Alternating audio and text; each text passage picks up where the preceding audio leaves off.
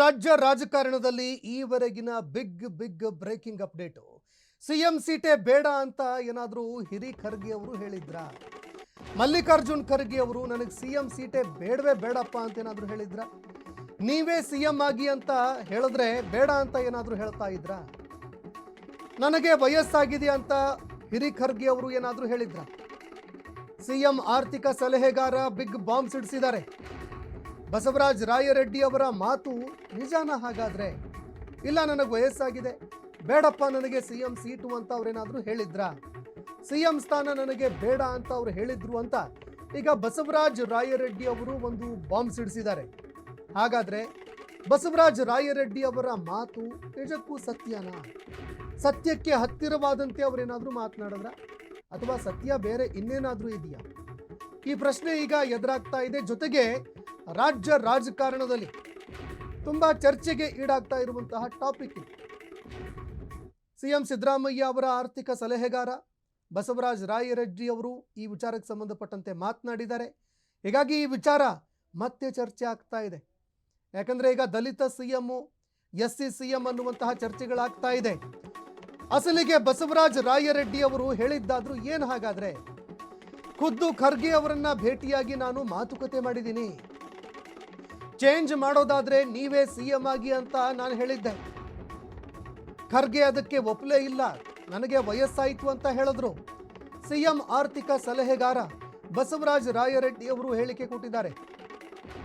ಇದೇ ಕಾರಣಕ್ಕೆ ಎದುರಾಗ್ತಾ ಇರುವಂತಹ ಅವಮಾನ, ಒಂದು ಪ್ರಶ್ನೆ, ಅನುಮಾನ ಅದೇನಂದ್ರೆ ಮಲ್ಲಿಕಾರ್ಜುನ್ ಖರ್ಗೆ ಅವರು ನಿಜವಾಗ್ಲೂ ಕೂಡ ನನಗೆ ಸಿಎಂ ಸೀಟ್ ಬೇಡ, ಸಿಎಂ ಕುರ್ಚಿ ಬೇಡ, ನನಗೆ ಆ ಹುದ್ದೆನೇ ಬೇಡ, ನನಗೆ ವಯಸ್ಸಾಯಿತು ಅಂತ ಏನಾದರೂ ಅವರು ಹೇಳಿದ್ರ? ಹಾಗಾದರೆ ಈವರೆಗೆ ನಡೀತಾ ಇದ್ದಂತಹ ಚರ್ಚೆಗಳು, ಖರ್ಗೆ ಅವರಿಗೆ ಸಿಎಂ ಕುರ್ಚಿಯನ್ನು ತಪ್ಪಿಸಿದ್ರು ಅನ್ನೋ ಮಾತು, ಅದೆಲ್ಲವೂ ಸುಳ್ಳ ಅನ್ನೋ ಚರ್ಚೆ ಆರಂಭ ಆಗಿದೆ.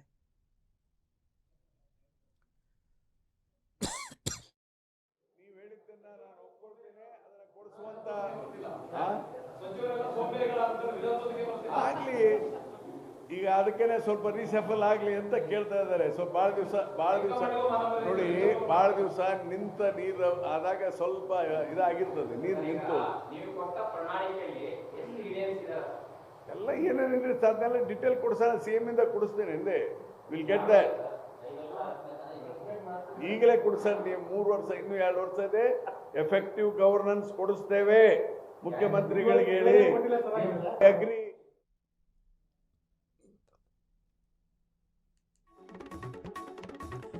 ಇನ್ನು ಖರ್ಗೆ ಪರವಾಗಿ ಬಾಂಬು, ಸಿದ್ದು ಪರವಾಗಿ ಬ್ಯಾಟಿಂಗ್ ಮಾಡಿದ್ದಾರೆ. ಬಸವರಾಜ ರಾಯರೆಡ್ಡಿ ರಾಜತಂತ್ರವನ್ನ ಅನುಸರಿಸಿದ್ರ? ಸಿದ್ದರಾಮಯ್ಯ ಅವರೇ 2 ವರ್ಷ ಸಿಎಂ ಆಗಿ ಇರಬೇಕು, ಅವರು ಇರದೇ ಇದ್ರೆ ರಾಜ್ಯದ ಆರ್ಥಿಕ ಪರಿಸ್ಥಿತಿ ದುಸ್ಥಿತಿಯಾಗತ್ತೆ. ನನ್ನ ಪ್ರಕಾರ ಸಿದ್ದರಾಮಯ್ಯ ಅವರೇ ರಾಜ್ಯದ ಮುಖ್ಯಮಂತ್ರಿಯಾಗಿ ಮುಂದುವರಿತಾರೆ. DCM DK ಶಿವಕುಮಾರ್ ಅವರಿಗೆ ಸಿಎಂ ಆಗುವ ಆಸೆ ಇದೆ, ಆದರೆ DK ಅವರು ಸಿಎಂ ಆಗಬಾರದು ಅಂತ ನಾನು ಕೂಡ ಹೇಳಿಲ್ಲ. DKಶಿ ಮುಂದಿನ ದಿನಗಳಲ್ಲಿ ಸಿಎಂ ಆಗಬಹುದು. ಸಿಎಂ ಆರ್ಥಿಕ ಸಲಹೆಗಾರ ಬಸವರಾಜ ರಾಯರೆಡ್ಡಿ ಭಾರಿ ಬಾಂಬ್ ಬ್ಲಾಸ್ಟ್ ಮಾಡಿದ್ದಾರೆ. ಇದು ಒಂದು ರೀತಿ ರಾಜ್ಯ ರಾಜಕಾರಣದಲ್ಲಿ ಸಂಚಲನದ ಹೇಳಿಕೆ ಅಂತ ಹೇಳಿದ್ರು ಕೂಡ ತಪ್ಪಾಗ್ಲಿಕ್ಕಿಲ್ಲ. ಯಾಕಂದ್ರೆ ಏನ್ ನಡೀತಾ ಇದೆ ಕಾಂಗ್ರೆಸ್ ಪಕ್ಷದಲ್ಲಿ, ನಿಜಕ್ಕೂ ಕೂಡ ಸಿಎಂ ಕುರ್ಚಿ ಬದಲಾವಣೆ ವಿಚಾರ ತೀವ್ರವಾಗಿ ಏನಾದರೂ ಚರ್ಚೆ ಆಗ್ತಾ ಇದೆಯಾ ಕಾಂಗ್ರೆಸ್ ಪಕ್ಷದಲ್ಲಿ? ಇದೊಂದು ಕಡೆ. ಮತ್ತೊಂದು ಕಡೆ DCM DK ಶಿವಕುಮಾರ್ ಅವರ ಸಿಎಂ ಭವಿಷ್ಯ ಏನಪ್ಪಾ ಅನ್ನೋ ಚರ್ಚೆಗಳು ಕೂಡ ಆರಂಭ ಆಗ್ತಾ ಇದೆ. ನೀವು ಹೇಳಿದ್ದನ್ನ ನಾನು ಒಪ್ಕೊಳ್ತೇನೆ, ಅದನ್ನ ಕೊಡಿಸುವಂತ ಆಗ್ಲಿ, ಈಗ ಅದಕ್ಕೇನೆ ಸ್ವಲ್ಪ ರೀಸಫಲ್ ಆಗಲಿ ಅಂತ ಕೇಳ್ತಾ ಇದ್ದಾರೆ. ಸ್ವಲ್ಪ ಭಾಳ ದಿವಸ ನೋಡಿ, ಭಾಳ ದಿವಸ ನಿಂತ ನೀರು ಆದಾಗ ಸ್ವಲ್ಪ ಇದಾಗಿರ್ತದೆ, ನೀರು ನಿಂತು ಎಲ್ಲ ಏನೇನಿದ್ರೆ ಅದನ್ನೆಲ್ಲ ಡಿಟೇಲ್ ಕೊಡ್ಸೋಣ, CM ಇಂದ ಕೊಡಿಸ್ತೇನೆ ಹಿಂದೆ. Will get that. ಈಗಲೇ ಕೊಡ್ಸೋಣ. ನೀವು 3 ವರ್ಷ, ಇನ್ನೂ 2 ವರ್ಷ ಇದೆ, ಎಫೆಕ್ಟಿವ್ ಗವರ್ನೆನ್ಸ್ ಕೊಡಿಸ್ತೇವೆ ಮುಖ್ಯಮಂತ್ರಿಗಳಿಗೆ ಹೇಳಿ. ಅಗ್ರಿ. ನೀವು ಹೇಳಿದ್ದನ್ನ ನಾನು ಒಪ್ಕೊಳ್ತೇನೆ, ಅದನ್ನ ಕೊಡಿಸುವಂತ ಆಗ್ಲಿ, ಈಗ ಅದಕ್ಕೇನೆ ಸ್ವಲ್ಪ ರೀಸಫಲ್ ಆಗಲಿ ಅಂತ ಕೇಳ್ತಾ ಇದ್ದಾರೆ. ಸ್ವಲ್ಪ ಭಾಳ ದಿವಸ ನೋಡಿ, ಭಾಳ ದಿವಸ ನಿಂತ ನೀರು ಆದಾಗ ಸ್ವಲ್ಪ ಇದಾಗಿರ್ತದೆ, ನೀರು ನಿಂತು ಎಲ್ಲ ಏನೇನಿದೆ ಅದನ್ನೆಲ್ಲ ಡಿಟೇಲ್ ಕೊಡ್ಸೋಣ, CM ಇಂದ ಕೊಡಿಸ್ತೇನೆ ಹಿಂದೆ. Will get that. ಈಗಲೇ ಕೊಡಿಸೋಣ. ನೀವು 3 ವರ್ಷ, ಇನ್ನೂ 2 ವರ್ಷ ಇದೆ. ಎಫೆಕ್ಟಿವ್ ಗವರ್ನೆನ್ಸ್ ಕೊಡಿಸ್ತೇವೆ, ಮುಖ್ಯಮಂತ್ರಿಗಳಿಗೆ ಹೇಳಿ.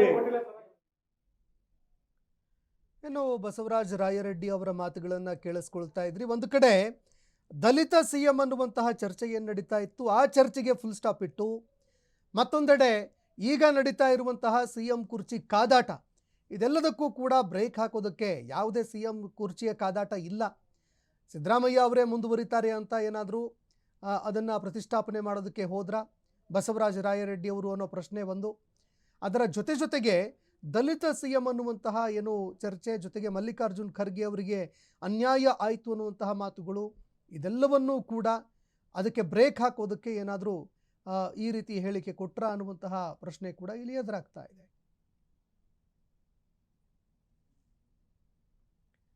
ಇನ್ನು ಇದಕ್ಕೆ ಸಂಬಂಧಪಟ್ಟಂತೆ ಮುಂದಿನ ದಿನಗಳಲ್ಲಿ ಕಾಂಗ್ರೆಸ್ನಲ್ಲೀಗ ಯಾವ ಬದಲಾವಣೆಗಳಾಗತ್ತೆ ಅನ್ನುವಂಥದ್ದನ್ನು ಕೂಡ ನೋಡಬೇಕಾಗತ್ತೆ. ಯಾಕಂದರೆ CM ಕುರ್ಚಿಯ ಪ್ರಹಸನ ಏನು ನಡೀತಾ ಇತ್ತು ಅದೆಲ್ಲವೂ ಕೂಡ ಮುಗಿದೋಯ್ತು ಅನ್ನೋ ಮಾತುಗಳು ಕೇಳಿಬರ್ತಾ ಇತ್ತು. ಇಲ್ಲ, ಯಾವುದೂ ಆ ರೀತಿ ಚರ್ಚೆಗಳಿಲ್ಲ ಅನ್ನೋ ಮಾತುಗಳು ಕೂಡ ಕೇಳಿಬರ್ತಾ ಇತ್ತು.